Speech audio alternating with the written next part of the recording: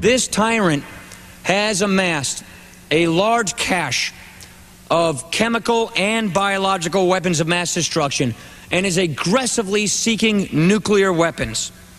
He sees America as the only obstacle to his perverse ambitions. And that is what he shares with al-Qaeda, these terrorists against us. This deep hatred for America. We must not let him share anything else with these terrorists, Mr. Speaker. And with that, Mr. Speaker, it's a painful vote, it's a painful subject, it's a painful issue. But this is a cause that we cannot go unanswered. I urge a yes vote, and I urge passage of this resolution. That was Wisconsin Congressman Paul Ryan, now presumptive vice presidential nominee. Paul Ryan, back in October 2002, explaining his vote in favor of invading Iraq. Because of all those weapons of mass destruction Saddam Hussein had stockpiled and was ready to deliver to the al-Qaeda terrorists. Paul Ryan will probably not be asked on the campaign trail about how wrong he was about Iraq when he voted to authorize a unilateral, preemptive, preventive war for something that wasn't there. The Iraq war is over, and pretty much nobody in American politics talks about it very much anymore if they are not a member of the Cheney family. That said, if the Romney campaign wanted to draw attention to Paul Ryan's disastrous record on Iraq, they could not have picked a better senior advisor for him. They have elevated a man named Dan Senor, who was already a Romney campaign foreign policy advisor, to be the top Paul Ryan staffer. Dan Senor was the spokesman for the U.S.-led provisional government in Iraq in the months after the invasion. He was the spokesman. He was the guy trying to convince all the reporters that the invasion was going awesome, when, of course, in fact, it was a disaster. The New York Times described what Mr. Senor did in Iraq as, quote, often delivering rosy accounts of the war's progress to reporters whose on-the-ground view of the crisis there was anything but.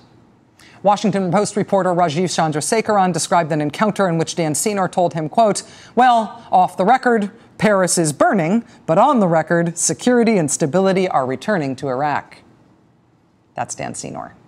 That's the Paul Ryan senior advisor. That's the staffer they gave to Paul Ryan, the top guy. The Bush administration flack who was charged with trying to sell America on the Iraq war as it was descending into chaos.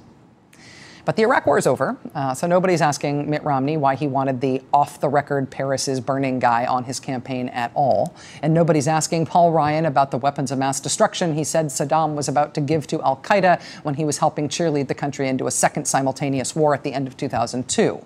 Of course, the other simultaneous war that we were in at that time, we still aren't out of. The war in Afghanistan, the other Bush-Cheney war that has now become the Obama war, is still very much underway. There have been 5 so-called green-on-blue attacks in Afghanistan this week where uniformed Afghan security forces fired on coalition troops who are training them or otherwise working with them.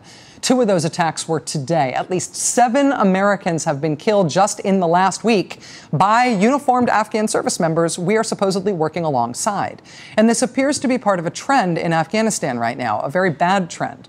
By the Associated Press's count, there were 5 coalition troops killed in green-on-blue attacks in 2009. 5 killed in 2010. Last year, that figure was up to 11. And this year, which is still not over, there have already been at least 34 coalition troop deaths in green-on-blue or insider attacks in Afghanistan. NBC News has learned today that in response to all of these attacks by Afghan security forces on Americans, all U.S. military personnel in Afghanistan have been ordered to have a fully loaded magazine in their weapons at all times, no matter what else they are doing.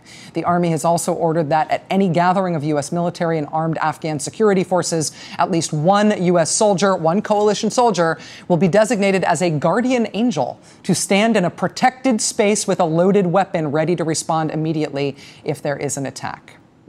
The Taliban leader Mullah Omar, remember him?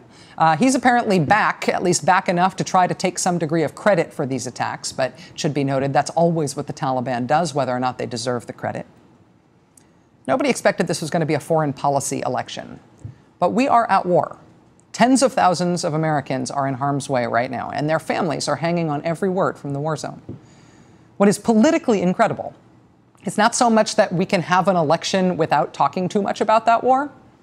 What's even more incredible than that is that the Ryan-Romney ticket is so confident in that result. They are so confident they will not be asked any hard questions about this war or the last one, that they have put the spokesman for the last disastrous war right at the top of their campaign.